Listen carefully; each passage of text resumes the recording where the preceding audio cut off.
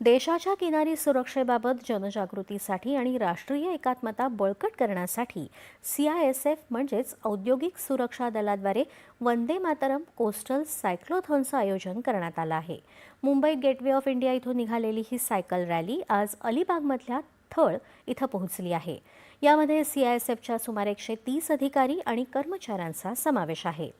या उपक्रमामधील केंद्रीय सुरक्षा दलातील सायकल स्वार यांनी स्थानिक युवकांसोबत क्रिकेट सामन्याचा आनंद लुटला।